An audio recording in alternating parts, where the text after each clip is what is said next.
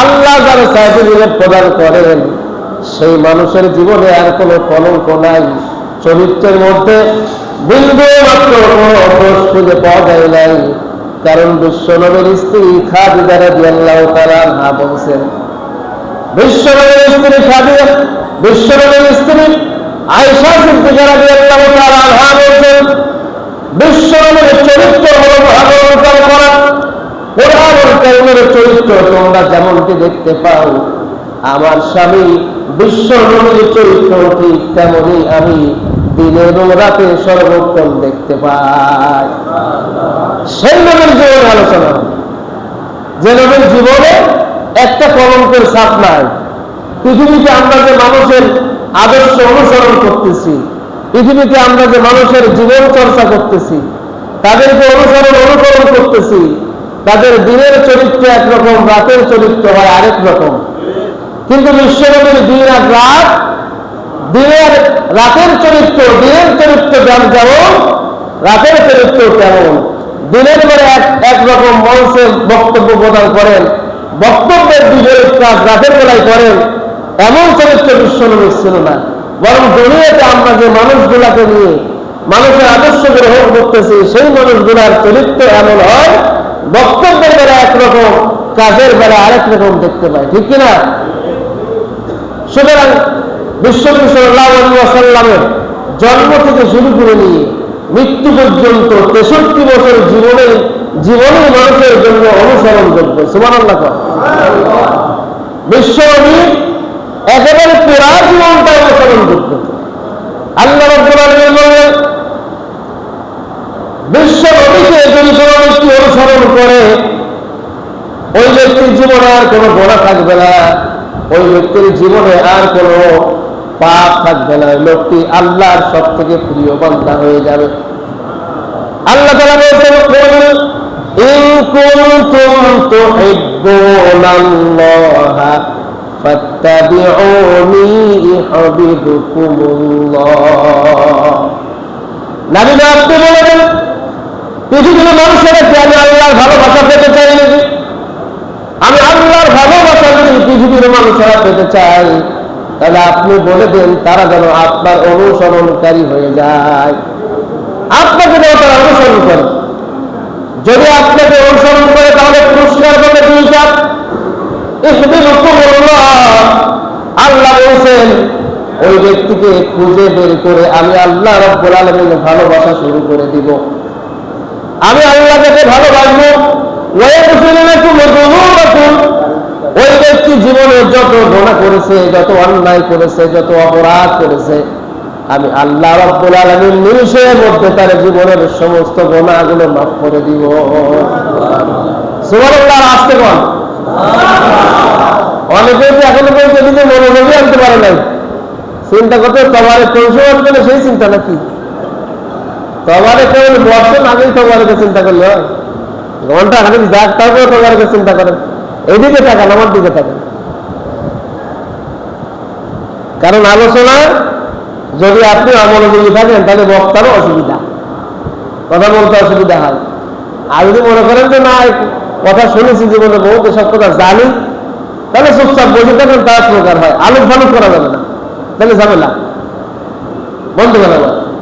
তাহলে যে নবীর ভালোবাসা, যে নবীর অনুসরণ করলে আল্লাহর ভালোবাসা পাওয়া যায়, যে নবীর অনুসরণ করলে জীবনের গুণাগুলো মাফ হয়ে যায়, সেই নবীর জীবনে আমাদের প্রত্যেকের জানা থাকা দরকার। সেই নবীকে আল্লাহ তাআলা দুনিয়াতে কেন পাঠিয়েছেন, কি উদ্দেশ্যে পাঠিয়েছেন, বিশ্বনবী আমাদের জন্য কি রেখে গিয়েছেন, এই কথাগুলো যদি আমরা জানতে না পারি, জীবনের সব থেকে বড় অধ্যায় আমার জানা হলো না। কারণ আমি তো বিশ্বনবীর উম্মত, কিয়ামতের ময়দানে বিশ্বনবীর সুপারিশ আমি পেতে চাই।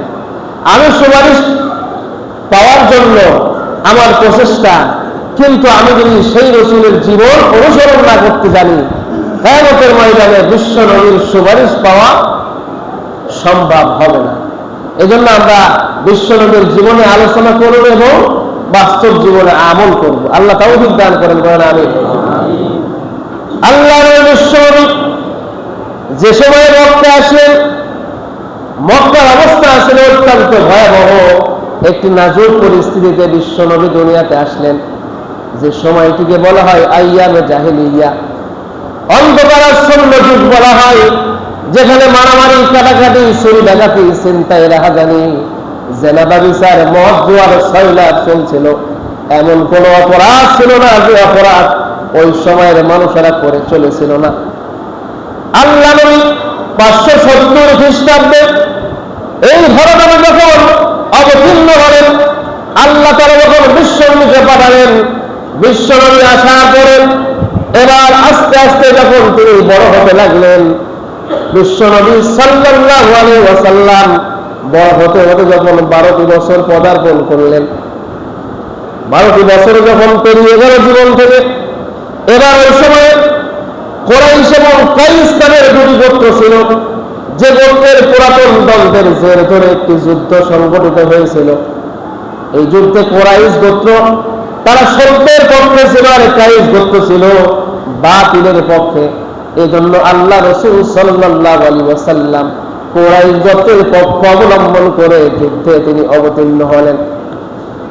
আল্লাহ বিশ্বনবী যুদ্ধে যখন অংশ নিলেন সত্যের পক্ষে, আল্লাহর পক্ষ থেকে কুরাইশ গোত্রের বিজয় সেখানে এখানে একটি শিক্ষা রয়েছে। আল্লাহ নবী সাল্লাল্লাহু আলাইহি ওয়াসাল্লামের বয়স মাত্র 12 বছর। কয় বছর? 12 বছর। 12 বছরের মানুষেরা, 12 বছরের কিশোর, এত যুদ্ধে যেতে হবে, হক বাতিল বুঝতে হবে। আমাদের সমাজের কিশোরদের এই টেন্ডেন্সি, এই চিন্তা ভাবনা জাগ্রত হয় না। কিন্তু বিশ্বনবী কেমন মানুষ ছিলেন, যে মানুষ তিনি মাত্র 12 বছর বয়সে হক আর বাতিল বুঝেছিলেন। আজকে আমাদের সমাজে অনেক মানুষ যাদের বয়স 60-70 বছর বয়স, 60-70 বছর বয়স পার করে ফেলেছে জীবন থেকে, কিন্তু হক আর বাতিল এখনো পর্যন্ত বুঝতে পারে নাই। কিন্তু এতটুকু সে বুঝতে পেরেছে, বাজারে গিয়ে মাছ কেনার সময় মাছে একটু টিপ মেরে দেখতে হবে যে এটা আসলে নরম নাকি গরম, ঠিক কিনা? পারিবারিক জীবনে, সাংসারিক জীবনে, নিজের উন্নয়নে সে সমস্ত জায়গাতে বুঝতে পারে যে কোনটা আমার পক্ষে আর কোনটা আমার বিপক্ষে, এটা মানুষেরা বোঝে। কিন্তু হক আর বাতিল কোনটা, কোনটা আল্লাহর পথ আর কোনটা শয়তানের পথ, এইটা মানুষেরা অনেকে এখনো বুঝতে পারে নাই। না বুঝে যে নবীর উম্মত দাবি করে, সেই নবীর বিরুদ্ধাচারণ করে, সেই নবীর বিরুদ্ধে যারা অবস্থান করে, তাদের পক্ষে সমর্থন করে, সেই মানুষদের সাথেই তাদের ওঠাপেটা, আবার কিয়ামতের ময়দানে বিশ্বনবীর সুপারিশ পেতে চায় যারা, এদের থেকে আহাম্মদ জমিনের মধ্যে একজন হতে পারে। বিশ্বনবী সাল্লাল্লাহু আলাইহি ওয়াসাল্লাম 12 বছর বয়সে হক আর বাতিল বুঝলেন, হকের পক্ষে লড়লেন। আপনার 60 বছর 70 বছর বয়স হলো, আপনি হক বাতিল বুঝতে পারলেন না, বাতিলের পক্ষে এখনো পর্যন্ত লড়ে যাচ্ছেন, সংগ্রাম করে যাচ্ছেন। আপনি আবার মুসলিম, আপনি আবার বিশ্বনবীর উম্মত দাবি করেন, এ তো আহাম্মকি ছাড়া আর কিছুই হতে পারে না, ঠিক কিনা? আল্লাহ বিশ্বনবী আস্তে আস্তে তিনি যখন 17 বছরের বয়সে পদার্পণ করলেন, 17 বছর বয়সে পদার্পণ করার পরে এবার তিনি দেখলেন সমাজ থেকে যে অন্য অপরাধগুলো চলছিল সমান দিকে চলে যাচ্ছে।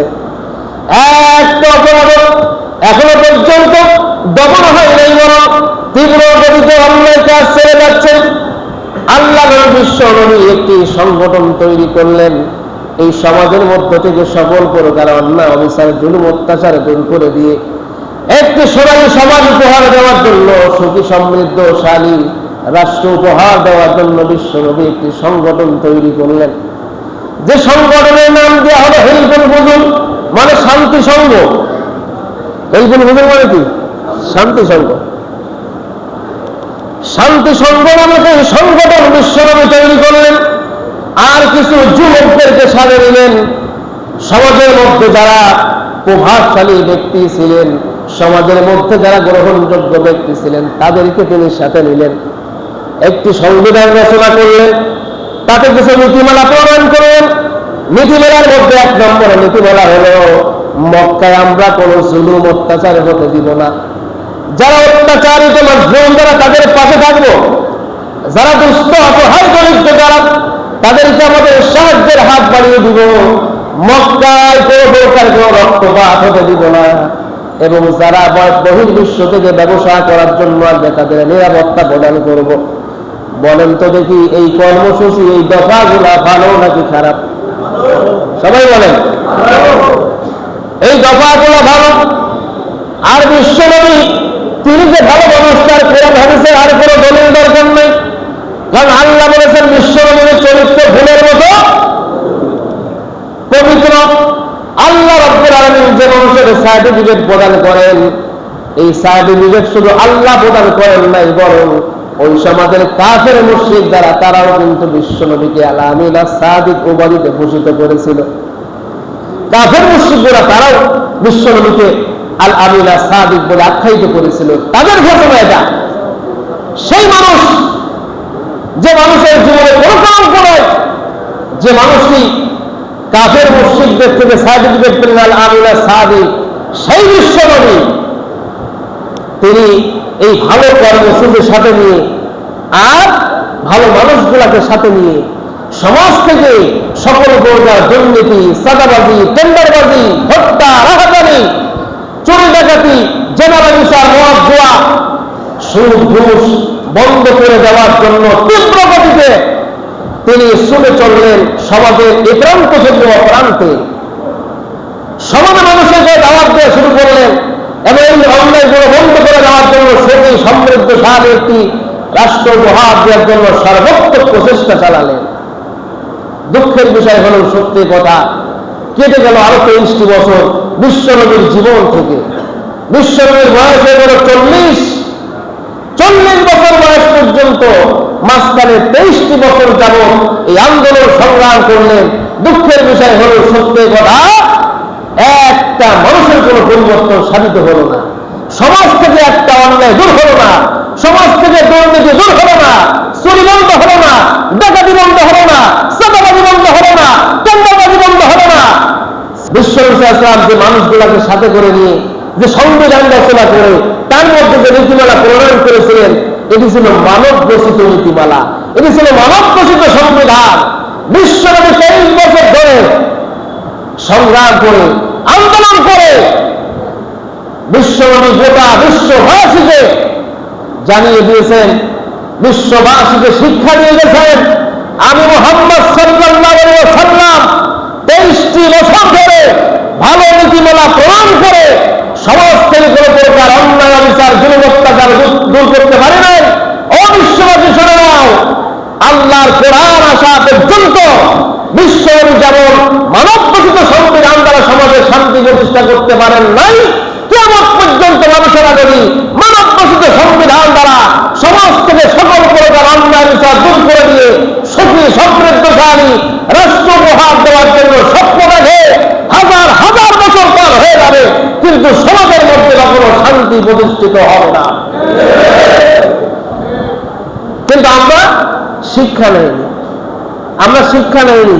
বিশ্বনবী ব্যর্থ, অথচ আমি আমার ব্যর্থতা স্বীকার করতেছি না। বাংলাদেশ এইটা একটি স্বাধীন ভূখণ্ড।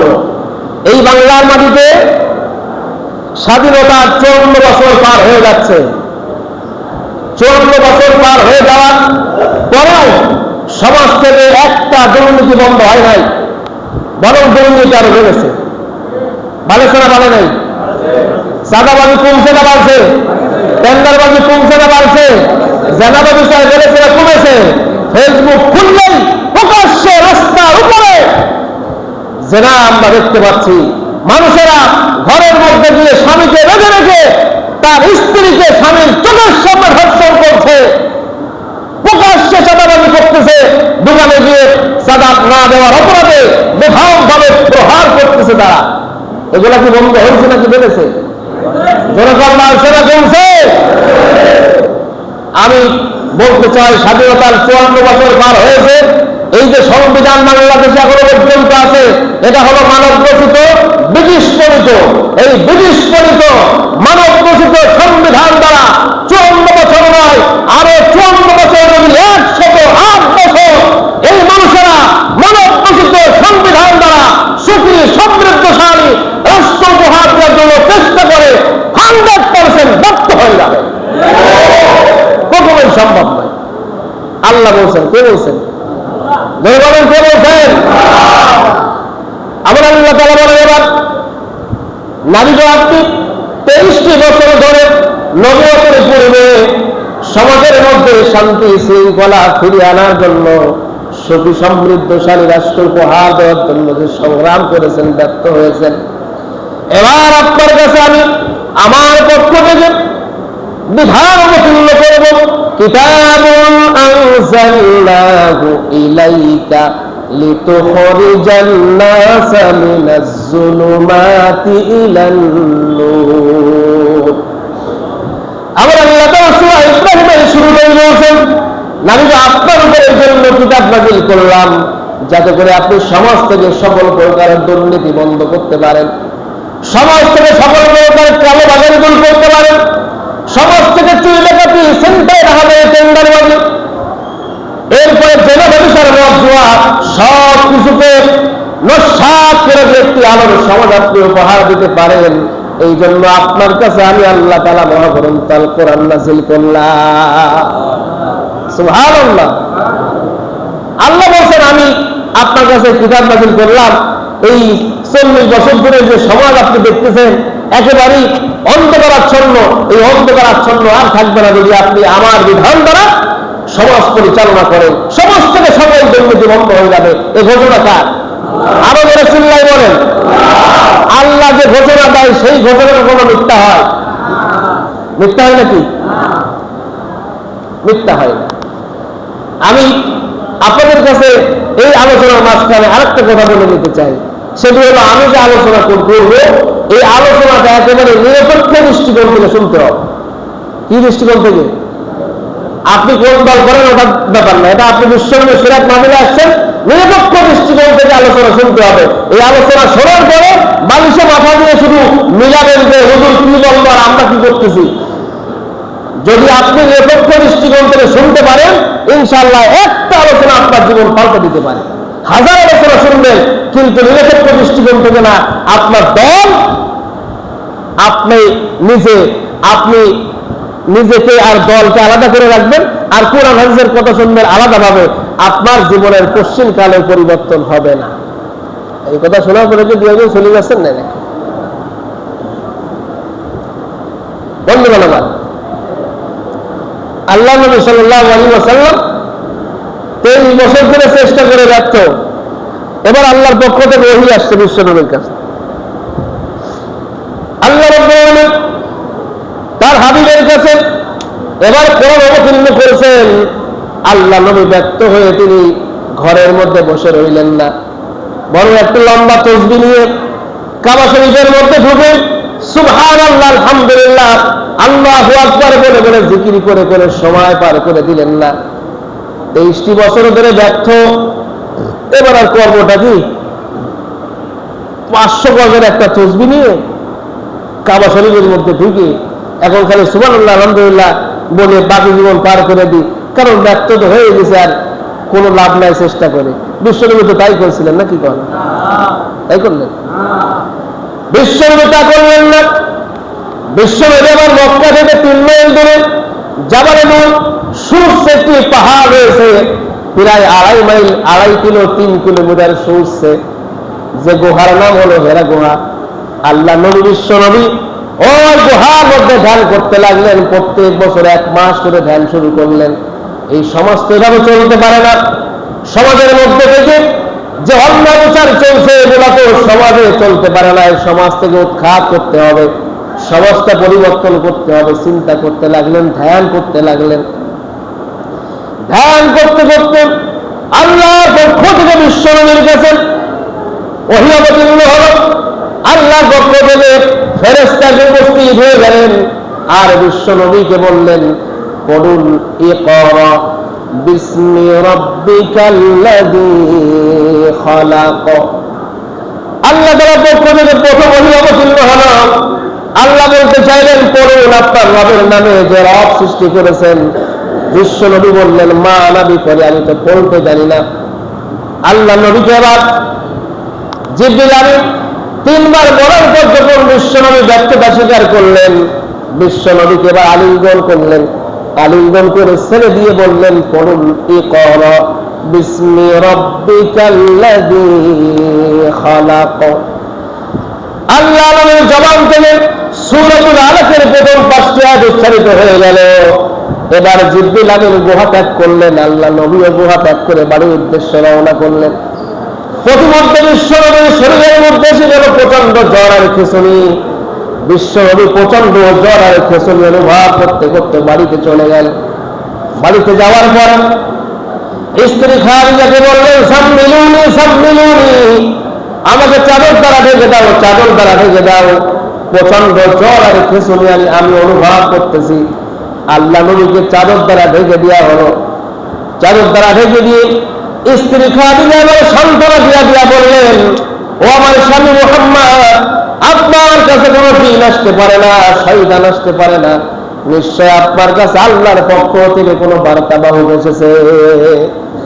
কারণ আপনি তো 23টি বছর ধরে আপনি সমাজের মধ্যে শান্তি প্রতিষ্ঠার জন্য আন্দোলন করেছেন, আপনি তো অসহায় মানুষদের পাশে থেকেছেন, আপনি তো মজলুমের সহায়ক হয়েছেন, আপনি তো অত্যাচারীদেরকে দমন করার জন্য শান্তি প্রতিষ্ঠার জন্য আন্দোলন করেছেন। আপনার কাছে কোনো শয়তান আসতে পারে না, আপনার কাছে কোনো জিন আসতে পারে না, বরং আপনার কাছে আল্লাহর পক্ষ থেকে বার্তা দেওয়া এসেছে। তবে এই বিষয় সম্পর্কে আমার চাচাতো ভাই ওয়ারাকা বিন নওফেল বড় পণ্ডিত, আমার চাচাতো ভাই ওয়ারাকা বিন নওফেল তাওরাত এবং জবর কিতাবের বড় পণ্ডিত, তিনি ছিলেন খ্রিস্টান ধর্মযাজক। বিশ্বনবীকে তার চাচাতো ভাই ওয়ারাকা বিন নওফেলের কাছে নিয়ে যাওয়া হলো। বিষয়টি পুরা বিষয় যখন খুলে বলা হলো, পুরা বিষয় খুলে বলার পর এই খ্রিস্টান ধর্মযাজক ওয়ারাকা বিন নওফেল তখন আল্লাহু আকবারে ধ্বনি দিয়ে উঠলেন আর বললেন, পেয়ে গিয়েছি সেই মানুষটিকে যে মানুষের সন্তানে আমি ছিলাম। সুবহানাল্লাহ বল। পেয়ে গিয়েছি সেই মানুষটিকে যে মানুষের কথা তাওরাত কিতাবের মধ্যে আসছে, যে মানুষের কথা ইনজিল কিতাবের মধ্যে আসছে, যিনি হবেন আখির জামানার পয়গম্বর, সমস্ত নবীদের সরদার, তার নাম হবে আহমদ তথা মুহাম্মদ। তিনি হবেন স্বনামধন্য ব্যক্তি। তিনি মক্কা থেকে জন্ম নিলেন, জন্মের পূর্বেই তার পিতা মারা যাবে, জন্মের পরেই মা মারা যাবে। সুতরাং আলামত যেগুলো থাকা দরকার প্রত্যেকটি আলামত মুহাম্মাদের সাথে মিলে যায়। সুতরাং আর ভাবার কিছু নাই, চিন্তা করার কিছু নাই। ওই হেরা গুহার মধ্যে তিনি আসছিলেন, তিনি আর কেউ নয়, তিনি হলেন সেই বার্তা দায়ক ফেরেশতা, যে ফেরেশতা ইতিপূর্বে আসছিল মূসার কাছে, ইতিপূর্বে আসছিল ঈসার কাছে, ইতিপূর্বে আসছিল ইব্রাহিমের কাছে, নূহের কাছে। এভাবে করে যুগে যুগে যত আম্বিয়া কেরাম আসছে, প্রত্যেকটি আম্বিয়া কেরামের কাছে আল্লাহর পক্ষ থেকে ওই ফেরেশতা এসে এসে আল্লাহর বাণী পৌঁছে দিয়েছেন। ইনিও সেই ফেরেশতা জিবরিল আমিন মুহাম্মাদের কাছে আল্লাহর বার্তা পৌঁছে দিয়েছেন। তার মানে মুহাম্মদ এখন থেকে নবুয়ত লাভ করেছেন, তিনি নবী হিসেবে স্বীকৃতি পেয়েছেন। এবার এই নবুয়তের স্বীকৃতি প্রদান করে ওয়ারাকা বিন নওফেল এবার একটি ভবিষ্যৎবাণী করলেন। এটা তিনি বললেন, হ্যাঁ মুহাম্মদ, ও আমার চাচাতো বোন খাদিজা, তোমরা দুজনে মিলে শুনে নাও, আল্লাহর পক্ষ থেকে যে ফেরেশতা মুহাম্মাদের কাছে আসছে, এই ফেরেশতা যে মানুষগুলোর কাছে ইতিপূর্বে আসছিল, প্রত্যেকটি মানুষের উপরে নির্যাতন হয়েছিল, নিষ্পেষণ হয়েছিল। এই ফেরেশতা যাদের কাছে আসছে, এই মানুষগুলো যখন সমাজের মাঝে আল্লাহর এই বাণী প্রচার করার জন্য দিয়েছেন, তখন ওই সমাজের যারা সব থেকে প্রিয় মানুষ ছিল, তাদের ওই মানুষগুলাই সর্বপ্রথম তাদের বিরুদ্ধে চার করেছে। আপনজনগুলা তাদেরকে দেশ থেকে বের করে দিতে চেয়েছে, দেশান্তরিত করেছে, এমনকি মাথার উপরে করাত চালিয়ে তাদেরকে দ্বিখণ্ডিত পর্যন্ত করে ফেলেছে। আল্লাহ নবী এবার এই কথা শুনছেন আর চোখ থেকে দর দর করে পানি বের হতেছেন। আল্লাহ নবী বলছেন, আহারে, যে মানুষগুলো আমার উপরে দিলেন আমিনা সাদিক, যে মানুষগুলা আমাকে এত আদর স্নেহ মমতা দিয়ে লালন পালন করলো, বিপদে আপদে বালা মুসিবতে যারা আমাকে আগলে রেখেছিল, সেই মানুষগুলাই নাকি আমার মাথার উপরে লাঠি ধরবে, সেই মানুষগুলাই নাকি আমাকে হত্যা করবে, সেই মানুষগুলাই নাকি আমাকে দেশান্তরিত করবে, সেই মানুষগুলাই নাকি আমাকে জেলখানে আবদ্ধ করবে। এটা কেমন কথা? বিশ্বনবী এই কথা শুনছেন, বলছেন, আর চোখ থেকে দরদর করে পানি বের হচ্ছে। আল্লাহ বলছেন, হাসরাতান আলাল ইবাদি মা ইয়াতিহিম মির রাসূলিন ইল্লা কানু বিহি ইয়াস্তাহজিউন। আল্লাহু আকবার। আল্লাহ রাব্বুল সূরা ইয়াসিনের মধ্যে বলেন, ইয়া হাসরাতান আলাল ইবাদ, বান্দাদের উপর আমার আফসোস। কার আফসোস? যে কার আফসোস? আল্লাহর আফসোস। কার আফসোস? আল্লাহ বলেন বান্দাদের উপর আমার আফসোস। পৃথিবীতে এমন কোন রাসূল পাঠায়নি যে রাসূলদের উপরে সমসাময়িক জালেমেরা তাদের উপরে নির্যাতনের স্টিমরোলার চালায়নি।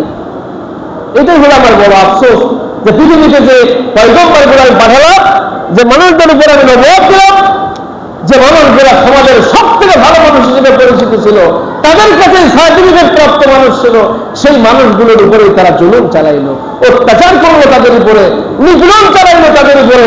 এইটাই হলো আমার সব থেকে বড় আফসোস।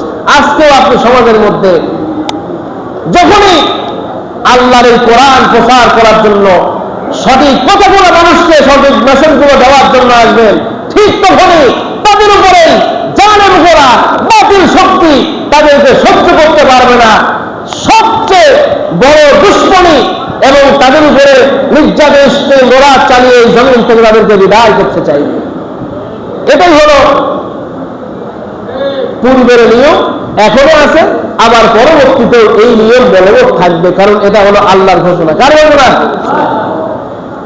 তবে মুমিন ব্যক্তি যারা আল্লাহ এই বার্তা পৌঁছে দেওয়ার দায়িত্ব গ্রহণ করেছে, দায়ী ইলাল্লাহ যারা, তারা এই নির্যাতন নিষ্পেষণকে কখনোই তারা বরদাস্ত করবে না এবং এগুলাকে পরোয়া না করে জীবনের মায়া পরিত্যাগ করে আল্লাহর দিনকে, আল্লাহ হুকুমাতকে বাস্তবায়ন করার জন্য জীবনের সর্বোচ্চ তারা বিলিয়ে দিবে।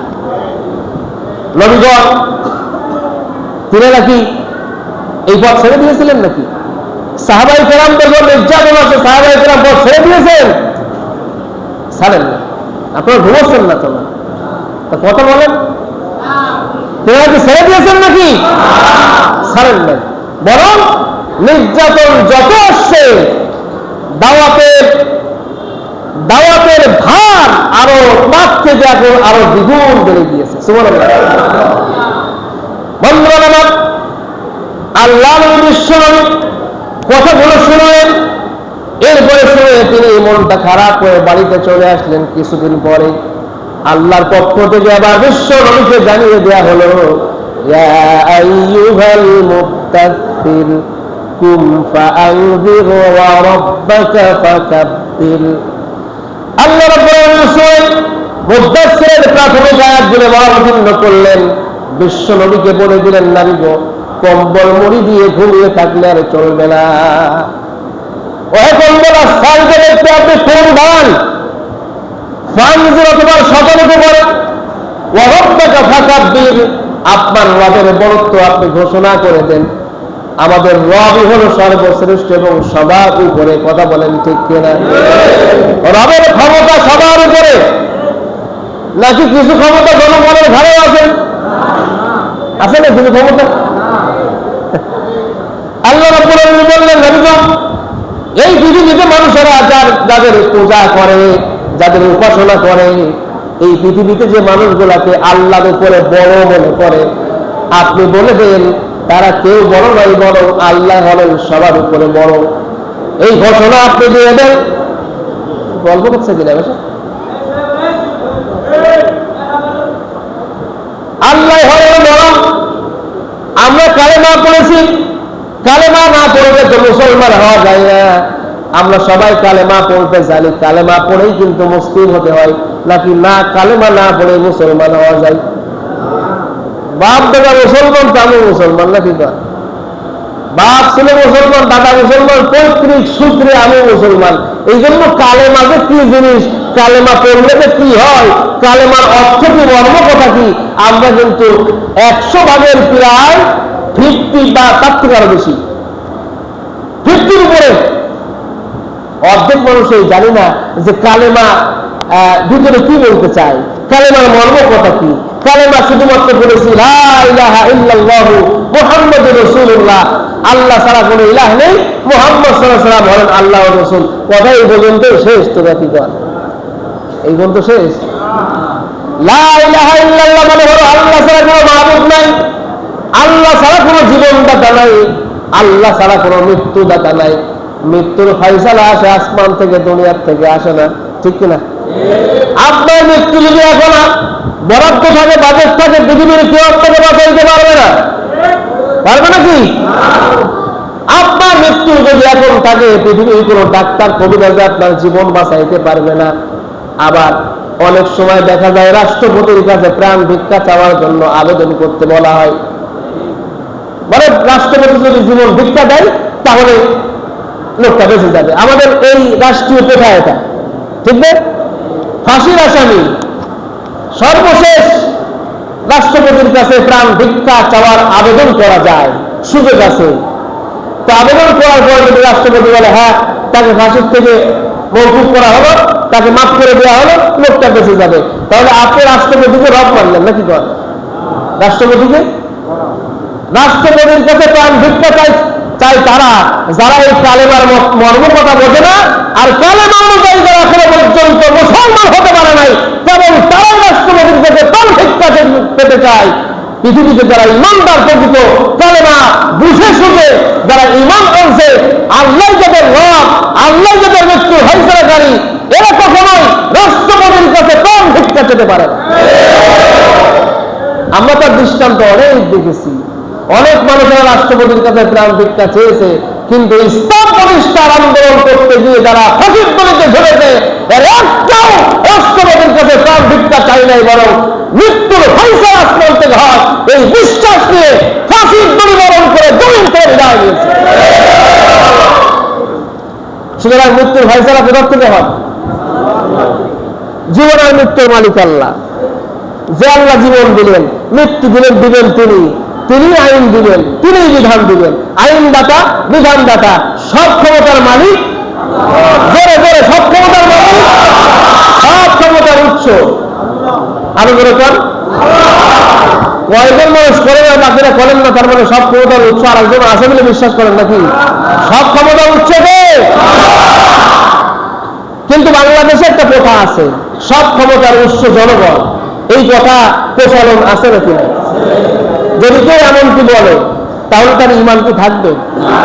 যদি ইমান না থাকে, ওরা কি মুসলিম হালাতে জানাজা পড়ায় খবরে রেখে আসলে মাপ পাবে? মাপ পাবে নাকি? কারণ পাবে না এই জন্য, কারণ তার তো ইমান নেই, তার তো ইমানই নাই। সব ক্ষমতার উৎস জনগণ, এই কথাটা বিশ্বাস করবে 100%। কুফরি করেছে আল্লাহর সাথে, নাফরমানি করেছে আল্লাহর সাথে। এই নাফরমান বান্দাকে যদি আপনি মুসলিম হালাতে জানাজা পড়ানার, মুসলিম হালাতে গোসল করানার, কবরের মধ্যে রেখে বিসমিল্লাহ ওয়ালা মিল্লাতি রাসূলুল্লাহ বলে রেখে আসেন, ওই ব্যক্তি কবরের মধ্যে মুসলিম পরিচয় থাকতে পারবে না। কোন কাফের আর মুশরিকের হালাতে কবরের মধ্যে থাকতে হবে এবং আল্লাহর কাছে কিয়ামতে উঠতে হবে। আল্লাহ তাআলা বিশ্বনবীকে এই কথাই বললেন, অরব্বাকা ফাকাব্বির, নবী আপনি ঘোষণা করেন যে আপনার রব সর্বশ্রেষ্ঠ, আপনার রবের উপরে আর কেউ নাই। সব ক্ষমতার মালিক তিনি, সব ক্ষমতার উৎস তিনি। আপনি কথা জানাই দেন। আল্লাহ বিশ্বনবী এবার এই কথাগুলো জানিয়ে দেওয়ার জন্য তিনি চিন্তা ভাবনা করলেন, আর মানুষের কাছে দাওয়াত দেওয়ার জন্য যখন তিনি মনে স্থির করলেন, তখন আল্লাহ তাআলা বলেন ওয়ানজির আশীরাতাকাল আকরাবিন, নবী গো আপনি আপনার নিকট আত্মীয় যারা আছে তাদের কাছে দাওয়াতি কাজ শুরু করে দেন। ঘরের মানুষ মানে না, বাইরে মানুষ আছে, এই বাইরে মানুষ হওয়ার দরকার নাই, ঘরের মানুষে মানান। আমাদের সমাজে এরকম লোক আছে না, নিজের পরিবারের ভোট পাবে না যদি নির্বাচন করে, নিজের পরিবারের ভোট পাবে না, বাইরে মোড়গিরি দেখাই পড়ে, এমন লোক আছে না নাই? আল্লাহ তাআলা বলেন আমি তো আপনি মোড়গিরি করবেন বিশ্ববাসী, তো তার আগে আপনার পরিবারের কাছে আপনি মোড় সাজেন। সুবহানাল্লাহ। বহুতে মানে না, বাইরেতে বিশাল বড় আল্লাহর ওলি, ঠিক না? এরকম আল্লাহর নিষেধ দরকার না যে বউর কাছে আপনি ভালো স্বামী হন। বন্ধুরা আমার, আল্লাহ বিশ্ব নবী এবার নিজের স্ত্রীর কাছে দাওয়াত দেওয়ার জন্য আসলেন। নিজের স্ত্রীকে বললেন, ও আমার স্ত্রী খাদিজা, আল্লাহ পক্ষ থেকে আমার উপরে ওহী আসছে, আমি নবী হয়েছি, এখন তোমার মতামত জানতে চাই, বলো দেখি তোমার মতামতটা কি। আল্লাহ নবীর স্ত্রী খাদিজা বললেন, আমি আপনাকে 40টি বছর ধরে দেখছি, কারণ বিশ্ব নবীর থেকে বয়সে 15 বছরের বড় ছিলেন খাদিজা রাদিয়াল্লাহু তাআলা আনহা। তিনি বিশ্ব নবীর জন্মের পর থেকে বিশ্ব নবীকে দেখছেন। 40টি বছর ধরে আপনাকে দেখছি, জীবনে একটা মিথ্যা কথা আপনি বলেন নাই, জীবনে কাউকে গালিগালাজ করেন নাই, আপনার জবান থেকে জবানের কথা শুনে কেউ কষ্ট পর্যন্ত পায় নাই। সুতরাং আমার বিশ্বাস এবং ধারণা ছিল এটা, আল্লাহ রাব্বুল আলামিন যদি আখিরি জামানার পয়গম্বর হিসেবে কাউকে নির্বাচন করেন, আপনাকে নির্বাচন করবেন, এটা আমার পূর্বের ধারণা। এক মুহূর্তের জন্য আমি দেরি করতে চাই না, আমি কালেমা পড়ে মুসলমান হয়ে যেতে চাই। নিজের স্ত্রী বললেন, এবার নিজের স্ত্রীকে যখন নিজের গ্রহণযোগ্যতা এসে গেল, বিশ্বনবী নিজের কাছের বন্ধু, বাল্য জীবনের বন্ধু আবু বকরকে দাওয়াত দিলেন। নিজের বন্ধুকে দাওয়াত দিলেন, বাল্য জীবনের বন্ধু। কারণ বন্ধুকে বন্ধুর খবর রাখে, বন্ধুর খবর রাখে নাকি রাখে না? বন্ধুর চরিত্র কেমনের খবর। আপনার বন্ধু নামাজি কিনা, আপনার বন্ধু ইসলামের পক্ষে কিনা, আপনার বন্ধু ইসলাম প্রতিষ্ঠার আন্দোলনকারী কিনা। যদি এমন বন্ধু না হয়, যদি লেনিন কার্ল মার্ক্সের মতবাদে বিশ্বাসী হয়, তারা যদি লেনিন আর কার্ল মার্ক্সের সমাজ ব্যবস্থাকে প্রতিষ্ঠা করার জন্য যদি তারা আন্দোলনকারী হয়, আর এমন বন্ধুকে যদি আপনি নির্বাচন করে জীবনের গুরুত্বপূর্ণ মুহূর্তগুলো কাটিয়ে দেন, জাহান্নামে যাওয়ার পূর্বে এই আফসোস করবেন আর বলবেন, অমুককে বন্ধু না বানাইলে আজকে জাহান্নামী হতাম না। তাহলে বন্ধু ভালো নির্বাচন করা দরকার আছে নাকি নাই? নাকি ওই সকল বন্ধু বানাবো যে বন্ধুর কারণে জাহান্নামী হবো? এমন বন্ধু আমরা বানাতে চাই না, এমন বন্ধুর সাথে আমি সঙ্গ দিতে চাই না, যে বন্ধু কথায় কথায় শুধু গালিগালাজ করে, কথায় কথায় শুধু মানুষকে বিভিন্ন ভাষায় গালিগালাজ করে কষ্ট দেয়, রাস্তার মাঝে দাঁড়িয়ে ছিনতাই করে, টেন্ডারবাজি করে, চাঁদাবাজি করে।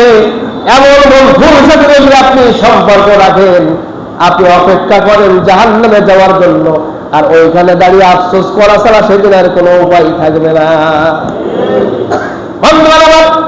আল্লাহর বিশ্বনবী এবার চলে গেলেন, এবার পরিবারের সকল মানুষদেরকে দাওয়াত করলেন, সকল চাচাদেরকে দাওয়াত করলেন। বিশ্বনবীর চাচা ছিলেন 10 জন, এই 10 জনকে দাওয়াত করলেন। বিশ্বনবীর চাচাতো ভাইদেরকে দাওয়াত করলেন, সবাইকে দাওয়াত করে খানা খাওয়ালেন। বিশ্বনবী নিজেকে খানা খাওয়ালেন। খানা খাওয়ায় এবার সবার যখন খানা খাওয়া শেষ, বিশ্বনবী এবার দাওয়াত দিলেন, ও আমার পরিবারের সদস্যরা, আমার আপনজনেরা, আল্লাহর পক্ষ থেকে একটি গুরু দায়িত্ব আমার উপরে অর্পিত হয়েছে, একটি বিরাট দায়িত্ব আল্লাহ আমাকে দিয়েছেন। এই দায়িত্ব পালন করার জন্য আমার কিছু সাথী সঙ্গী দরকার, আমার কিছু সহযোগী দরকার, আমার কিছু কর্মী দরকার। কর্মী আর সাথী দরকার আছে না? কিছু লাঠিয়াল বাহিনী ওর মতো লাগে, লাগে না? লাগে না? বান্দা আমার আল্লাহ বলেন, আমার কিছু কর্মী সহযোগী দরকার। আমি জানতে চাই এই গুরু দায়িত্ব পালনার্থে তোমরা কে আমার সহযোগিতা করবে। এবার কেউ কোনো কথা বলছেন না। খানা খাইছে, একটা কথা আছে, নুন খেয়ে নেমো খারামি করা যায় না। এখন একটু আগে খানা খাইছে, কেউ কোনো কথা বলছে না। কিন্তু খানা না খাওয়াই দাওয়াত দিতে চাইতো, তাহলে হয়তো আবুল হাবের মতো আড়াই দাঁড়ায় বিশ্বনবীকে উল্টো পাল্টা বলে দিত। কিন্তু খানা যেহেতু খেয়েছে, এখন আর বলা যাচ্ছে না, সবাই চুপ। এবার মাত্র 8 থেকে 12 বছরের কিশোর বিশ্বনবীর চাচাতো ভাই আলী রাদিয়াল্লাহু তাআলা আনহু দাঁড়িয়ে গেলেন আর দীপ্ত কণ্ঠে ঘোষণা দিলেন, আমি 12 বছরের জীবন প্রকাশে মুহাম্মদকে যে অবস্থানে দেখছি, মুহাম্মদ কখনো মিথ্যা বলতে পারে না। 100% নবুয়ত পেয়েছে আমি বিশ্বনবী মুহাম্মাদের উপরে ঈমান আনলাম। এবং জীবনের শেষ দিন পর্যন্ত মুহাম্মদ সাল্লাল্লাহু আলাইহি ওয়াসাল্লামের সাথী হয়ে শেষ রক্ত বিন্দু থাকা পর্যন্ত লড়তে থাকবো, আমি কখনোই বিশ্বনবীর কাছ থেকে দূরে সরে যাব না। এই ঘোষণা দেওয়ার পরে এবার আল্লাহ নবী মজনব ভেঙে দিলেন এবং সবাইকে চলে যাওয়ার জন্য অনুমতি প্রদান করলেন। সবাই চলে গেল, আপনজনদের মাঝে দাওয়া বিকাশ শেষ হয়ে গেল। একজনকে পেলেন চাচাতো ভাই। চাচাতো ভাইও জানে চাচাতো ভাইয়ের হালাতটা কি নাকি কর। আমরা তো আপন ভাই যে ওখানে কি বললে দেশে খুঁজে পাইনি, চাচাতো ভাই তো দূরের কথা নাকি কর। আপন ভাইয়ের চেহারা দেখবে না বলে মাঝখান থেকে একটা পারমিশন দিয়ে দেয়। এমনও ভাই আছে না নাই? কথা কন্যা আছে না নাই? আপনি বিশ্বনবীর আদর্শের সৈনিক, বিশ্বনবীর উম্মত, আপনার ভাইয়ের সাথে সম্পর্ক নাই। জমি জমা ঠিকঠাক করে দেন না, ছোট ভাইকেও ভালো করে শুধু কম ব্যাস জাল দলিল করে নিয়ে গেছেন। আপনার আলীর সাথে ওরা আলী মিশানো, সাথে 3 শতক আপনি সাথে জাল দলিল করে নিয়েছেন। যেরকম সুবহানাল্লাহ, এরকম আল্লাহ নবী একজন আছে না? এরকম আল্লাহ নবী একজনকে আপনি খুঁজে পান। ভাইরা আমার, আল্লাহ নবী বিশ্বনবী ইচ্ছা থেকে ভাই বললেন। এবার বিশ্বনবীর কেনা গোলাম যায়েদ বিন হারেসা রাদিয়াল্লাহু তাআলা আনহুকে দাওয়াত দিচ্ছেন। যায়েদ বিন হারেসা আসলে বিশ্বনবীর কেনা গোলাম। গোলাম তো মনিব সম্পর্কে সব খবর রাখে নাকি কর। অফিসের পিয়ন খবর রাখে, প্রধানের খবর কি, বড় অফিসারের খবর কি পিয়ন জানে। গেটম্যান যিনি দারোয়ান বড় অফিসারের খবর রাখে, কারণ ও কোন সময় কি নিয়ে ঢুকছে অফিসের মধ্যে দারোয়ান কিন্তু বুঝতে পারে। দারোয়ানের সাথে কি ব্যবহার করা হয় দারোয়ান জানে যে আমার মালিকের খবরটা কি। বিশ্বনবী সাল্লাল্লাহু আলাইহি ওয়াসাল্লাম একজন খাদেম ছিলেন, নাম ছিল আনাস রাদিয়াল্লাহু তাআলা আনহু। বিশ্বনবীর 10 বছরের খাদেম হিসেবে তিনি দায়িত্ব পালন করেছেন। তিনি সর্বশেষ সার্টিফিকেট দিয়েছেন। আনাস রাদিয়াল্লাহু তাআলা আনহু সার্টিফিকেট দিলেন, আমি বিশ্বনবীকে প্রথমে জীবনে কখনো সালাম পর্যন্ত দিতে পারি নাই। সুবহানাল্লাহ, আমি সালাম পর্যন্ত দিতে পারি নাই। খাদেম, পার্সোনাল খাদেম, তিনি বিশ্বনবীকে সালাম দিতে পারেন না। তিনি বলছেন 10 বছরের খেদমত করে বিশ্বনবী একদিন আমাকে ধর্মের সুরে কথা পর্যন্ত বলেন নাই। আমরা যদি বাজার থেকে 3 পয়সার 2টা কামলা নিয়ে আসি, জোর নিয়ে আসি 3 দিনের জন্য জোরে, তার সাথে যে দুর্ব্যবহার করি, বলি বেটা ধান লাগানোর পথে 1 বিঘা লাগাইছিস 15 কাটা, কারণটা কি? রাতে ভাত পাবি না, দোকানের কর্মচারী রাখি, একটু এদিক ওদিক হয়ে যাই, ঝাড়ি আর গরমের সরে কথা, মাঝে মাঝে পিঠায়। এখানে অনেক মালিক আছে যারা কর্মচারী দোকানে থাকে, তাদেরকে পিঠায়। অথচ সারা বিশ্বের যিনি সর্বশ্রেষ্ঠ মহামানব বিশ্বনবী, 10 বছরের খাদেম, তিনি বলছেন বিশ্বনবীকে আমি আগে কখনো সালাম দিতে পারি নাই। সুবহানাল্লাহ, এটা ছিল বিশ্বনবীর আদর্শ।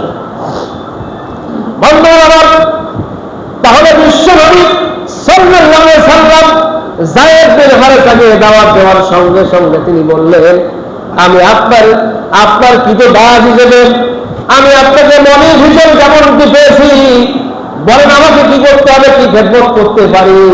বিশ্বনবী বললেন, ও যায়েদ, আল্লাহর পক্ষ থেকে আমার উপরে নবুয়ত এসেছে, রিসালাতের বড় দায়িত্ব এসেছে, আমার উপরে ঈমান আনবে নাকি বলো।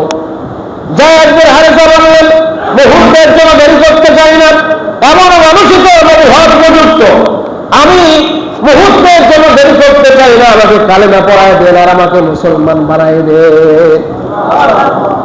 আল্লাহ নবী সাল্লাল্লাহু আলাইহি ওয়াসাল্লামের কাছে যায়েদ যতদিন পর্যন্ত ছিল, যায়েদের পিতা হারেসা খুঁজতে খুঁজতে এসে দেখে বিশ্বনবীর কাছে রয়েছে। যায়েদ বিন হারেসা, অর্থাৎ হারেসা যায়েদকে খুঁজতে এসে বিশ্বনবীর কাছে পেয়ে যায়েদকে বলে, যায়েদ, তুমি কেমন করে গোলামীকে পছন্দ করেছো? মানুষ তো স্বাধীন থাকতে চায়, তুমি গোলামী পছন্দ করে নিয়েছো, চলো বাড়ি চলো, আমি তোমাকে নেওয়ার জন্য আসছি। যায়েদ বলছে হারেসাকে, তার পিতাকে বলছে, বাবা, এমন মনিব তো আমি কখনো দেখি নাই, এমন মালিককে আমি কখনো দেখি নাই যে মালিকের কাছে থাকলে পিতার থেকেও আরো বেশি নিরাপত্তা লাভ করা যায়। সুতরাং আমি তোমার সাথে যেতে চাইলাম, জীবনের শেষ দিন পর্যন্ত আমি মুহাম্মাদের সাথে থাকতে চাই। মুহাম্মাদের জীবন আদর্শ যেটা দেখেছি, এমন মানুষ তো দুই নজরে আর কোন জায়গাতে কোথাও পাওয়া যায় না। আল্লাহ নবীরা যখন হারেফাত পেরাপরি করতে নিয়ে যাওয়ার জন্য আল্লাহ নবী কাবার চত্বরে গিয়ে ঘোষণা করে দিলেন, ও যাই আজকে থেকে তোমাকে আমি দাস হিসেবে দেখতে চাই না, আমি তোমাকে আজাদ করে দিলাম, মুক্ত করে দিলাম। কারণ তোমার বাপ গোলামীকে পছন্দ করে না, আমি গোলাম হিসেবে তোমাকে রাখতে চাই না, তোমাকে আজাদ করে দিলাম। এখন তুমি বাবার সাথেও যাইতে পারো, আমার সাথেও থাকতে পারো। সুবহানাল্লাহ। যাই বললে, বাবা তুমি চলে যাও, আমি এখন মুক্ত, আমি মুক্ত হয়ে বলছি বাবা তোমার সাথে নয়, আমি মুহাম্মাদের সাথে আজীবন থাকতে চাই। এমন মানুষ তো খুঁজে পাওয়া যাবে না। বন্ধুরা, এভাবে করে বিশ্বনবী দাওয়াতি কাজ করতে করতে 3টি বছর পার হয়ে গেল। 3টি বছর পার হয়ে যাওয়ার পরে গোপনে গোপনে এভাবে আপনজনদের মাঝে দাওয়াত দিতে দিতে 3 বছর পার। 330 জন নারী আর পুরুষ ইমান আনছে। 330 জন নারী আর পুরুষ যখন ইমান আনছে, আল্লাহর পক্ষ থেকে এবার বিশ্বনবীর কাছে ওহী অবতীর্ণ হলো। নবী গোপনে গোপনে যে দাওয়াতি কাজ করেছেন, 313 জন মর্দে মুজাহিদ পেয়ে গিয়েছেন। 313 জন মর্দে মুজাহিদ ইমানদার ব্যক্তি তো আমাদের মতো ইমানদার না। 500 টাকার একটা নোট দিলেই ব্যাস কথা সুর বাজতে যায়। 500 টাকার যদি একটা নোট পেয়ে যায় তাহলে সুর বাজতে যায়, এমন ইমানদার তারা ছিল না। তাদের ঘোষণা ছিল, জীবনের শেষ রক্তবিন্দু থাকা অবস্থাতে বিশ্বনবীকে ছেড়ে যাব না। আমার সমস্ত সম্পদ সব কুরবানি করলাম বিশ্বনবীর জন্য, আমার পরিবার পরিজন সব কুরবানি করলাম বিশ্বনবীর জন্য। জীবন দিতে হয় দিব, রক্ত দিতে হয় দিব, এরপরে বিন্দুমাত্র বিশ্বনবীর সহবাগ থেকে আমরা সরে গেলাম না। সুবহানাল্লাহ। এই জন্যই তো এই বদর যুদ্ধে মুসলমানেরা বিজয় লাভ করেছিল, ঠিক না? এই জন্যই তো বদর যুদ্ধে মাত্র 313 জন সাহাবী ওদিকে 1000 সৈন্যের মোকাবেলা করলেন। 313 জন ওদিকে 1000 সৈন্য কাফেরদের। 313 জন আর 1000 যদি ভাগাভাগি করে নেন তাহলে 3.5 জন করে পড়বে এক একজনের ভাগে। 3.5 জন করে এক একজনের ভাগে পড়লে 3.5 জন মানুষ যদি একজনকে আক্রমণ করে তাহলে ওকে নাস্তানাবদ হয়ে যাবে, মাটির নিচেই তুলে ফেলা সম্ভব হবে। কিন্তু রাসূল সাল্লাল্লাহু আলাইহি ওয়াসাল্লাম তাদের কাছে ছিল না কোনো যুদ্ধের সামগ্রী, তাদের কাছে কোনো ঘোড়া ছিল না, উট ছিল না, হাতি ছিল না, তাদের কাছে তরবারি ছিল না। খেজুরের ডাল একটা কেটে বিশ্বনবী সাহাবীদের হাতে ধরায় দিয়ে বললেন, এই খেজুরের ডাল তরবারির মতো কাজ করবে, লড়াই থাকবে আল্লাহু আকবার স্লোগান করে কাফেরদের মাথার উপর আঘাত করবে, আল্লাহর পক্ষে যদি কাফেরগণ বিভক্ত হয়ে যাবে। আল্লাহর বিশ্বনবী 300 মধ্যে মুজাহিদকে প্রস্তুত করে বিশ্বনবী চিন্তামুক্ত হন নাই। বদরের প্রান্তরে গিয়ে তিনি সিজদাবনত হয়ে আল্লাহর কাছে কাঁদতেছেন আর বলতেছেন, আল্লাহ যদি আজকের এই যুদ্ধে আমরা পরাজয় বরণ করি তাহলে কিয়ামত পর্যন্ত ইসলাম আর মাথা ছাড়া উঠতে পারবে না। আল্লাহ বিশ্বনবীকে ওহীর মাধ্যমে জানিয়ে দিলেন, নবী আপনি চিন্তা করেন না, আপনি 313 জন সাহাবী প্রস্তুত করে আসছেন, ওদের ইমানটা এত জব্দ, এত মজবুত, ওদের বাবার সাথে যুদ্ধ করতে, ওদের ইমানটা এত তাজা ইমান, এত মজবুত ইমান, ওদের ইমানের কারণে আমি আল্লাহর পক্ষ থেকে কাতারে বদরের প্রান্তরে ফেরেশতা নাযিল করে দিয়েছি।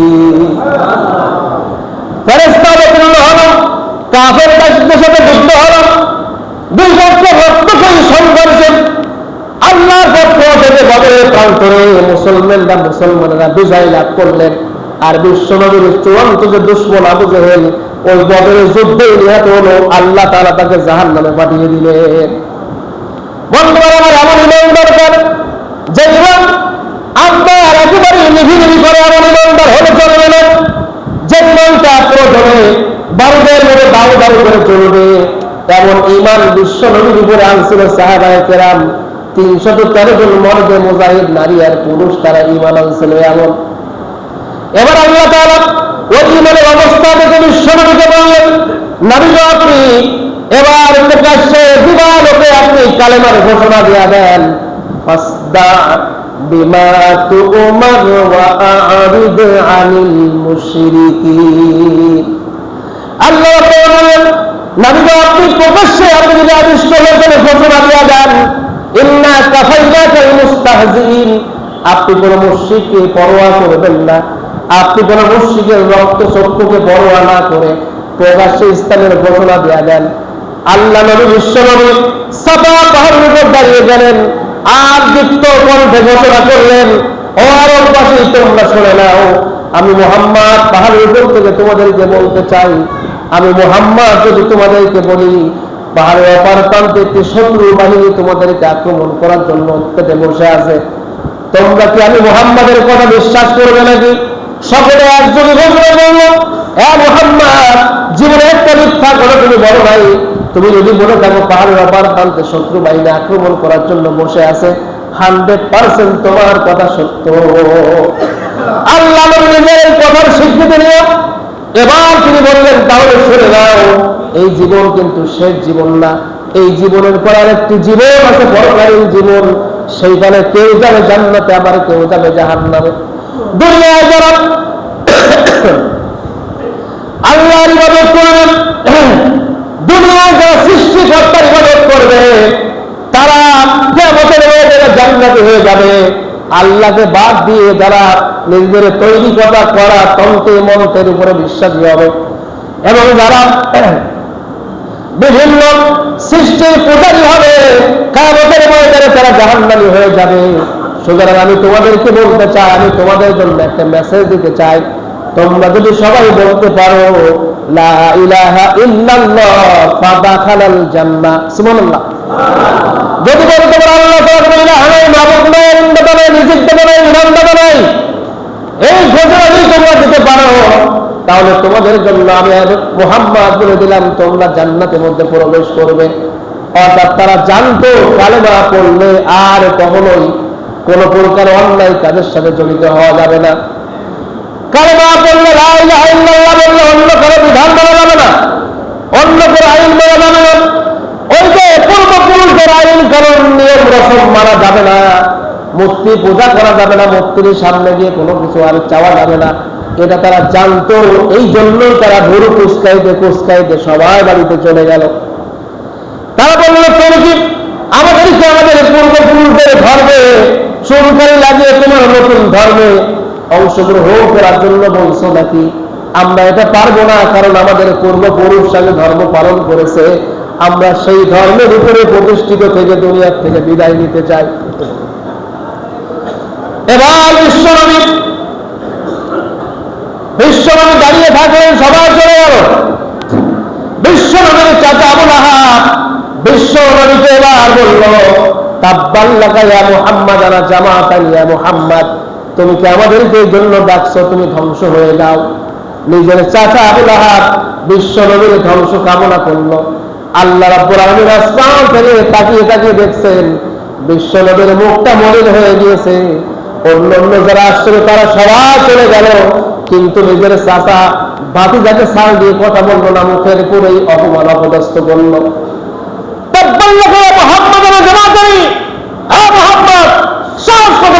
এখনো পর্যন্ত ধর্মমন্ত্রী হিসেবে আমি পদমর্যাদায় অধিষ্ঠিত, আমার পারমিশন ছাড়া তুমি সাফা পাহাড়ের উপর দাঁড়িয়ে নতুন ধর্মের কথা বলছো, ধ্বংস হয়ে যাও তুমি। বিশ্বনবীর মুখের উপরে তখন এই ধমক দিয়েছে আল্লাহর আরশে আজিম থেকে, আল্লাহর পক্ষ থেকে ফায়সালা এসে গেছে। যে ব্যক্তি মুহাম্মাদের মুখের উপরে বৃদ্ধাঙ্গুলি প্রদর্শন করেছে, আল্লাহ তাআলা সঙ্গে সঙ্গে সূরাতুল লাহাব অবতীর্ণ করে তার জবাব দিয়েছে। সুবহানাল্লাহ। সুতরাং বিশ্বনবী এখন নাই, আছে নাকি? বিশ্বনবী আছে? বিশ্বনবীর মুখের উপরে আঙ্গুল উঁচু করে আবু লাহাব, যদিও ধর্মমন্ত্রী বড় পদ নিয়ে বসে আছে, এরকম পদ পদবি নিয়ে বিশ্বনবীর মুখের উপরে বিশ্বনবীকে ধমকের স্বরে কথা বলার কারণে আল্লাহর পক্ষ থেকে কোরআনে আয়াত নাজিল করে ওই আবু লাহাবের ধ্বংস কামনা করেছে। এবং আবু লাহাবের শেষ পরিণতি অত্যন্ত ভয়াবহ ছিল। ইতিহাস সাক্ষী দেয় তাকে করোনার সময় যেমন দূর থেকে মানুষেরা লাঠি দিয়ে ধাক্কাইতে ধাক্কাইতে গর্ত করে উপুর করে তাকে মাটি চাপা দিয়েছে, ঠিক আবু লাহাবকে যেমন এরকম জঙ্গলের মধ্যে নিয়ে যে গর্ত করে উপুর করে তাকেও মাটি দিয়ে রাখা হয়েছে। বন্ধুগণ আমার, আল্লাহ নবী চলে গেছেন দুনিয়ার থেকে, আর আসবেন নাকি? কথা বলেন, আসবেন? আল্লাহ নবী আসবেন না, কিন্তু নবীর ওয়ারিস কিয়ামত পর্যন্ত আসবে। আল উলামা ওয়ারাসাতুল আম্বিয়া, আলেম যারা নবীর ওয়ারিস হলো তারা। এই আলেমগণ যখন এই কোরআনের হক মেসেজগুলা একেবারে প্রকাশ্য মানুষের সামনে দিতে চাইবে, ওদের বিরুদ্ধে যদি কেউ এমন হুঙ্কার দেয়, আল্লাহ রাব্বুল আলামিনের পক্ষ থেকে তাদের ধ্বংস অনিবার্য হয়ে যাবে। ইতিহাস সাক্ষী, ঠিক কিনা? ইতিহাস সাক্ষী দেয় ইতিপূর্বে যারা এমনকি করেছে, আলেমদের উপরে যারা খবরদারি করেছে, জেলে ঢুকেছে, মামলা দিয়েছে, হামলা চালিয়েছে, গুম করেছে, খুন করেছে, আল্লাহ তাআলা জিল্লাতির সাথে দুনিয়ার থেকে তাদেরকে বিদায় করেছেন। যারা এমনকি করবে আগামী দিনে আলেমদের উপরে বিদ্যাঙ্গুলি প্রদর্শন করবে, আল্লাহ তাবারক ওয়া তাআলা আসমান থেকে তাদের উপরে গজব নাযিল করে বাংলার জমিন থেকে বিদায় করেছেন। এটা কার ঘোষণা? কোরআনে সূরাতুল লাহাব থাকবে নাকি কয়দিন পরে বুঝে গেলাম? বুঝে গেলাম না তো? থাকবে কিয়ামত পর্যন্ত। এটা গোটা বিশ্ববাসীর জন্য একটা মেসেজ, গোটা বিশ্ববাসীর জন্য একটা শিক্ষা। এখান থেকে শিক্ষা নাও, বিশ্বনবীকে যারা ধমক দিয়ে একটি ধমক দিয়ে গজবের আওতাভুক্ত হয়েছে, তোমরা যদি নবীর ওয়ারিসদেরকে ধমক দাও, তোমরা গজবের আওতায় পড়বে। যুগে যুগে এটা সাক্ষী হিসেবে, প্রমাণ হিসেবে আল্লাহ তাআলা প্রত্যেকটি যুগে যুগে এমনটি নজির স্থাপন করে দাও। বন্ধুগণ, আল্লাহ নবী সাল্লাল্লাহু আলাইহি ওয়াসাল্লাম চলে আসলেন। সময় তো বেশি হয়ে যাচ্ছে, দেখি যত তাড়াতাড়ি মারা যায় শেষ করি কিনা, কি কথা? বন্ধুগণ আমার, আল্লাহর বিশ্বনবী বাড়িতে চলে আসলেন। আসার পরে দাওয়াতি কাজ বন্ধ রইল না, বরং দাওয়াতি প্রচারণা আরো বাড়তে রইল। এই দাওয়াতি প্রচারণা বাড়তে বাড়তে মক্কার বুকে সব থেকে বড় টপ ফেরত যাকে বলা হয় ওমর ফারুক, ওমর রাদিয়াল্লাহু তাআলা নবুয়তের ৬ষ্ঠ বছর ইসলাম গ্রহণ করলেন। ওমর রাদিয়াল্লাহু তাআলা বিশ্বনবীর কল্যাণ নেওয়ার জন্য তিনি ঘোড়ার উপরে সওয়ার হয়ে নাঙ্গা তলোয়ার হাতে করে নিয়ে বিশ্বনবীকে খুঁজতে খুঁজতে আমরা ইতিহাস জানি, এই কাহিনী বলতেছিলাম। এবার বিশ্বনবী সাল্লাল্লাহু আলাইহি ওয়াসাল্লাম এই আল্লাহর কোরআনের কাছে এসে মস্তক অবনত হয়ে গেল, আর কোরআনের পুরস্কারান্তরের মধ্যে স্থাপন হয়ে গেল। বিশ্বনবীর কাছে গিয়ে দারুল আরকামের মধ্যে গিয়ে বিশ্বনবীর হাতে হাত রেখে ওমর রাদিয়াল্লাহু তাআলা ইসলাম কবুল করলেন। আও খোদা দাও আমার আবাদ ওমর দারাজ দিল, দাও আলীর মতো বীর সেনানী, আলীর মতো বীর সেনানী জাগাতে নিখিল, দাও খোদা দাও আমার আবাদ ওমর দারাজ দিল। একজন ওমর দরকার, কয়জন? একজন ওমরের মতো সাহসী সেনানী থাকলে সারা বিশ্বকে থর থর করে কাঁপিয়ে কালেমার পতাকাকে উড্ডীন করা সম্ভব হয়। বন্ধুগণ আমার, ওমর রাদিয়াল্লাহু তাআলা ইসলাম কবুল করার পরে বলেন, রাসূলুল্লাহ ইসলাম কি সত্য ধর্ম নাকি বাতিল ধর্ম? আল্লাহ বলেন, কি বলছো? কেবল ইসলাম গ্রহণ করলে প্রশ্ন করলে কি? আল্লাহ 100% সত্য ধর্ম। তাহলে গোপনে গোপনে ইসলাম প্রচার করতে হয় কেন? আমরা প্রকাশ্যে নারায়ে তাকবীর আল্লাহু আকবারের স্লোগান দিয়ে গোটা বিশ্বকে জানিয়ে দিতে চাই ইসলাম হলো প্রতিষ্ঠিত হওয়ার জন্য আসছে, ইসলাম গোটা পৃথিবীতে ছড়িয়ে দেওয়ার জন্য আসছে। গোপনে মক্কার মুখে ঘরের কোন ইসলাম থাকার জন্য আসে না। 11 জন সাহাবী নিয়ে নারায়ে তাকবীর আল্লাহু আকবারের স্লোগান তুলে বিশ্ব নবী সাল্লাল্লাহু আলাইহি ওয়াসাল্লামের কাছ থেকে বিদায় নিয়ে চলে আসতেন কাবার চত্বরে। কাবার চতুর্দিকে নারায়ে তাকবীরের স্লোগান তুলে তিনি একটা ভাষণ দিলেন। দাঁড়িয়ে ভাষণে বললেন, আমি খাত্তাবের গোলাম আবার বলছে, আমি বিশ্বনবীর কল্যাণ হওয়ার জন্য আসলাম, কিন্তু এখন ইসলামের কাছে আমার মস্তকটাকে বিক্রি করে ফেলেছি। আমি এখন ইসলামের একজন সৈনিক। আমি বলতে চাই, মক্কা মুখে আমার সামনে দাঁড়িয়ে কথা বলার দুঃসাহস আছে কার? যদি কেউ তার স্ত্রী বিধবা করতে চায়, সন্তান এতিম করতে চায়, তাহলে শেষ আমাকে বাধা প্রদান করো, একটা ওমরের সামনে থেকে কল্লা সাথে করে ফিরে যেতে পারবে না। আবু জেহেল ঘরের দরজা একটু আলাদা করে দেখছে, করে এই আওয়াজ তো মনে হচ্ছে ওমরের আওয়াজ। কিছুক্ষণ আগে না পাঠালাম মুহাম্মাদের কল্যাণের জন্য, এখন সুর পাল্টে গেল কে? সুর পাল্টাইল কে? তবে অমর যদি সত্য সত্য হয়ে থাকে, তাকে দেখে যে হ্যাঁ সত্য অমর, এখন সুর পাল্টে আমাদের বিপক্ষে কথা কয়, তখন তিনি আস্তে করে দরজা বন্ধ করে দিয়ে শুধু বলল যে অমর ধ্বংস হোক, আস্তে আস্তে করে, বেশি জোরে না। কারণ জোরে বললে যদি অমর শুনে ফেলে, তাহলে তো আবু জেহেলের কাম সারা। বন্ধুগণ আমার, ওমর রাদিয়াল্লাহু তাআলা আনহু ইসলাম গ্রহণ করার সঙ্গে সঙ্গে ইসলামের শক্তি আরো দ্বিগুণ হয়ে গেল। সুবহানাল্লাহ। কিছুদিন পরেই আপনার এই যে হামজা রাদিয়াল্লাহু তাআলা আনহু ইসলাম কবুল করলেন, এবং করে ইসলামের শক্তি দিনে দিনে বাড়তে রইল। কিন্তু কাফের মুশরিকদের ষড়যন্ত্র কিন্তু দিনে দিনে বিভিন্ন ভাবে ছড়িয়ে পড়তে লাগলো। বিশ্বনবীর সাহাবীরা যেখানে যে ইমান আছে, তার উপরে নির্যাতন নিষ্পেষণ চালিয়ে যাচ্ছে। বিশ্বনবীর সাহাবীদের রাদিয়াল্লাহু তাআলা আনহুর ইতিহাস জানেন, খাব্বাবের ইতিহাস জানেন, সুমাইয়ার ইতিহাস জানেন, আম্মার বিন ইয়াসিরের ইতিহাস জানেন। তাদের উপরে চরম নির্যাতন চালানো হয়েছে, এরপর ইসলাম থেকে বিন্দু মাত্র তারা সরে যায় নাই। বন্ধুগণ আমার, অনেকেই তো হতাশা প্রকাশ করে ফেলেছিল ইতিপূর্বে 17 বছর ফ্যাসিস্টের আমলে। অনেকে হতাশা প্রকাশ করে ফেলেছিল, আমাদের আর কোনো উপায় নেই, সামনের টার্মে আসলে টুপি দাঁড়িয়েও না, একদম থাকবে না। আল্লাহ বলছেন আল্লাহ বলছেন তোমরা আমার সাথে কৌশল খাদাও, আমি আল্লাহ হলাম মহাকৌশলী। তোমাদের কৌশল যেখানে শেষ, আমি আল্লাহর কৌশল সেখান থেকে শুরু।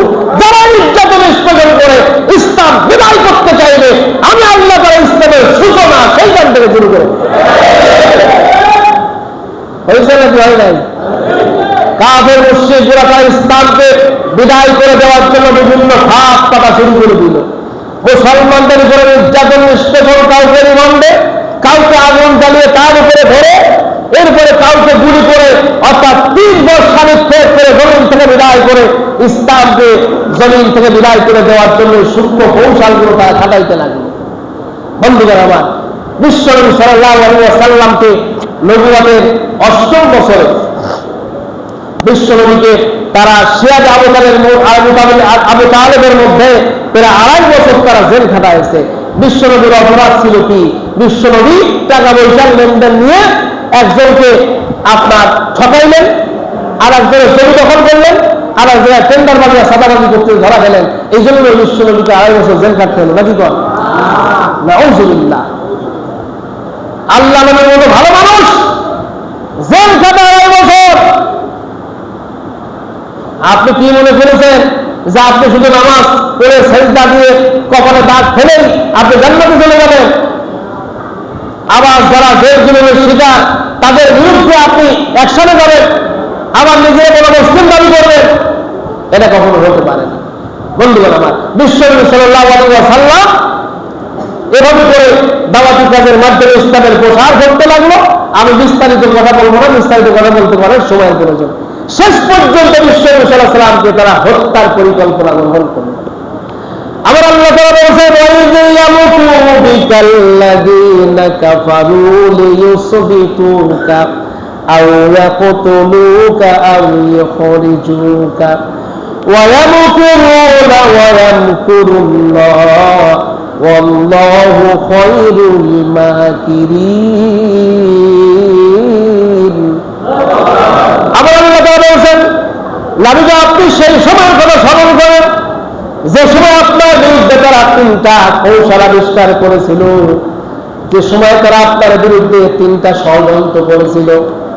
এক নম্বর ষড়যন্ত্র হলো লিউসবিতুকে আপনাকে তারা মৃত্যু কারাদণ্ড দিতে চেয়েছিল, আজীবন জেলখানায় থাকতে হবে, জেলখানায় থেকে পচে পচে মরতে হবে, আজীবন জেলখানায় থেকে মরে যেতে হবে ইসলামপন্থীদেরকে, মুহাম্মদকে। এইটা আজ থেকে 1000 বছর পূর্বে ওই কাফেরগুলো যেমন ষড়যন্ত্র করে বিশ্বনবীকে আমৃত্যু জেলখানার সিদ্ধান্ত নিয়েছিল, 1000 বছর পরে এসেও কিন্তু যারা কোরআনের দাঈ আল্লাহ তাদেরকেও আমৃত্যু কারাদণ্ড দিয়ে জেলখানার মধ্যে রেখে তারপরে শেষ করা হয়েছে। বন্ধুরা আমার, কারণ কাফেরদের পরিকল্পনা একরকমই হয়, কাফেরদের পরিকল্পনা একরকমই হয়, জালিমদের পরিকল্পনা একরকমই হয়। বন্ধুরা আমার, আমরা আল্লাহ বলতে নবীজ আপনি সেই সময় থেকে স্মরণ করেন যখন তারা আপনার বিরুদ্ধে 3টা কৌশলে 1 নম্বর কৌশল তারা আমৃত্যু কারাদণ্ড দিতে চায়। শয়তান বলে না না না, আমৃত্যু কারাদণ্ড দিয়ে ইসলাম ঠেকানো যাবে না, কারণ ইসলাম ঠেকাইতে হলে এভাবে করে ঠেকানো যাবে না, কারণ মুহাম্মাদের হাজারো কর্মী হয়ে গিয়েছে। একজন মুহাম্মদকে জেলখানায় বন্দী করে রাখবেন, হাজার হাজার কর্মীগুলো তারা সারা বিশ্বের মধ্যে কোরআনের দাওয়াত ছড়িয়ে দেবে। এভাবে করে ইসলামকে কোনো সম্মান নেই। তাহলে কি করতে হইবে? এরপরে সিদ্ধান্ত নিয়ে খলিজুক দেশ থেকে বের করে দেওয়া হোক, নাগরিকত্ব বাতিল করে দেওয়া হোক। শয়তান বলল নাগরিকত্ব বাতিল করে ইসলাম ঠেকানো যাবে না, কারণ যেখানে মুহাম্মদ যাবে, মুহাম্মদ তো কথার জাদুকার, যেখানে যাবে সেইখানেই কিন্তু সংগঠন তৈরি করে ফেলবে। শয়তান বলল তাহলে সিদ্ধান্ত নিয়ে তোমরা আমারটা বলতে চাইবে, সিদ্ধান্ত কি? সিদ্ধান্তটা হলো তাকে হত্যা করে ফেলো। হত্যা যদি করে ফেলতে পারো, লেদার হত্যা হয়ে গেলে কর্মীগুলা সব দমে যাবে, লেদার হত্যা হলে কর্মীগুলো সব দমন হয়ে যাবে। এদের মুহাম্মদকে হত্যা করে দাও। আল্লাহ রাব্বুল আলামিন বললেন ওয়ান কুরুনা ওয়ান কুরুল্লাহ, তারা এই সকল কৌশল খাটাইল, আর আমি আল্লাহ তাআলা একটা কৌশল আবিষ্কার করলাম। আল্লাহু খায়রুল মাকিরিন, তাহলে আমি আল্লাহ হলাম সকল কৌশলীদের মহা কৌশলী। সুবহানাল্লাহ। তারা 12 বছর থেকে 12 জন আপনার তীরন্দাজ অস্ত্র শস্ত্রে সজ্জিত 12 জন যুবককে বিশ্বনবীকে হত্যা করার জন্য ঘরের চতুর্পাশে তারা দাঁড়িয়ে দিল। আর আল্লাহর পক্ষ থেকে ঘোষণা আসলো, নবী আপনি ঘুম থেকে ওঠেন, আর আপনি ঘর থেকে উঠে এবার মদিনার উদ্দেশ্যে রওনা করেন। মদিনার মানুষেরা পাগল পাড়া হয়ে আছে, আপনাকে মদিনার প্রেসিডেন্টের চেয়ারে বসানোর জন্য তারা পাগল পাড়া। ওঠেন, মক্কাবাসী হত্যা করতে চায়, কিন্তু আমি আল্লাহর পরিকল্পনা হলো ওরা হত্যা করে ইসলাম বিদায় করতে চায়। আমার পরিকল্পনা মক্কা থেকে ছিনিয়ে নিয়ে গিয়ে মদিনায় নিয়ে প্রেসিডেন্টের চেয়ারে বসাইতে চায়। আল্লাহ নবী সাল্লাল্লাহু আলাইহি ওয়াসাল্লাম হিজরত করলেন, মদিনায় চলে গেলেন। মদিনায় যাওয়ার পরে তারা পাগলের মতো আহলান সাহলান মারহাবান বলে বিশ্বনবীকে স্বাগত জানিয়ে তোলাল বদরু আলাইনা মিন সানিয়াতিল হুদা বলে তারা কবিতা পড়ে পড়ে বিশ্বনবীকে স্বাগত জানিয়ে মদিনার প্রেসিডেন্টের চেয়ারে বসিয়ে দিল। ইসলাম দুনিয়াতে আসছে নিভে যাওয়ার জন্য না। আল্লাহ রাব্বুল আলামিন বলেছেন, নবী গো আপনাকে জমিনে পাঠিয়েছে এই জন্য ওয়াল্লাযী আরসালা রাসূলাহু বিল হুদা ওয়া দীনিল হক লিইয়ুযহিরাহু আলা দীনি কুল্লিহি ওয়ালাউ কারিহাল মুশরিকুন। আমার আল্লাহ বলেছেন তিনি হক সত্যের বিধান দিয়ে আপনাকে জমিনে পাঠিয়েছি। দুনিয়ায় যাওয়ার পরে যত দল মত পথ আপনি দেখতে পাবেন, সকল দল মত পথকে মাটির নিচে দাফন করে দিয়ে আপনি ইসলামকে বিজয় করে দিবেন, ইসলামকে চিন্তা করে দেবেন। এতে কাফেরদের কলিজার মধ্যে যত আগুন ধরুক না কেন, এরপরে ইসলাম বিজয় না হওয়া পর্যন্ত দুর্বার গতিতে আন্দোলন চালিয়ে যেতে হবে আপনাকে। সুবহানাল্লাহ। তাহলে বিশ্বনবী সাল্লাল্লাহু আলাইহি ওয়াসাল্লামের আসার উদ্দেশ্য হলো দুনিয়ায় যত দলমত পথ আছে সকল দলমত পথকে, সমস্ত ধর্মের পথকে মাটির নিচে দাফন করে দিয়ে ইসলামকে বিজয় করে দেওয়া। উদ্দেশ্য একটাই, বিশ্বনবীকে উদ্দেশ্যে পাঠানো গোটা পৃথিবীতে 1,40,000 পয়গম্বর, তাদেরকে সবাইকে একই উদ্দেশ্যে দুনিয়াতে পাঠানো হয়েছে, তাদেরকে একই উদ্দেশ্য। আল্লাহ সূরা আশ-শুরা 13 নম্বর আয়াতে বলেছেন, শারআ লাকুম মিনাদ-দীনি মা ওয়াসসা বিহি নূহান والذي أوحينا إليك وما وصينا به إبراهيم وموسى وعيسى أن أقيموا الدين ولا تتفرقوا فيه আবার আল্লাহ বলেন এগুলো ভালো শুনতে হবে আল্লাহ বলেন শারআ লাকুম মিনাদ দ্বীন আপনাকে সেই শরীয়তের দিনে সেই দিনের শরীয়ত দিলাম মা ওয়াসা বিহি নূহা যেটি দিয়েছিলাম নূহ আলাইহিস সালাতু ওয়াস সালামকে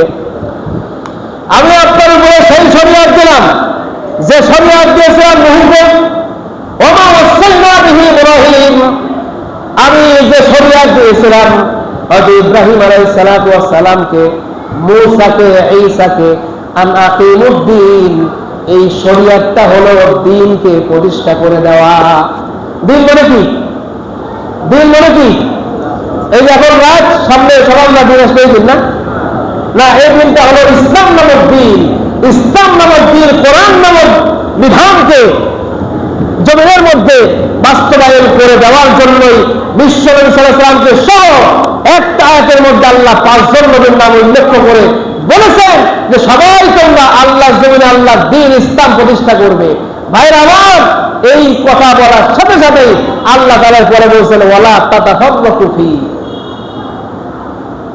তোমরা এই ব্যাপারে মতভেদ তৈরি করবে না তোমরা এই ব্যাপারে মতভেদ করবে না আমরা মুসলিম আমাদের সবার পরিচয় হলো মুসলিম আমরা সবাই ইসলাম গ্রহণকারী আমরা সবাই ঈমান এনেছি আল্লাহর উপরে রাসূলের উপরে পরকালের উপরে আমরা আমাদের রব একজন আল্লাহ আমাদের নবী একজন মুহাম্মদ সাল্লাল্লাহু আলাইহি ওয়াসাল্লাম এই ব্যাপারে আমাদের কারো কোনো দ্বিমত কি আছে নাকি কথা কয় না আছে নাকি নামাজ 5 ওয়াক্ত এই ব্যাপারে কারো কোনো দ্বিমত আছে নাকি ফজরের জামাত ফজরের ফরজ নামাজ 2 রাকাত কোনো দ্বিমত আছে নাকি যোহরে 4 রাকাত দ্বিমত আছে আসরে 4 দ্বিমত আছে মাগরিবে 3 দ্বিমত আছে এশায় 4 দ্বিমত আছে আল্লাহ তাআলা কোরআন শরীফে 82 জায়গায় বলেছেন নামাজের কথা একটা জায়গাতে বলেন নাই ওয়ালা তাতাফাররাকু ফি অর্থাৎ নামাজ যেটা দিয়েছি এই ব্যাপারে তোমরা মতভেদ তৈরি করবে না আল্লাহ ভালো করে জানেন এই নামাজ দিয়ে কারো কোনো মতভেদ থাকবে না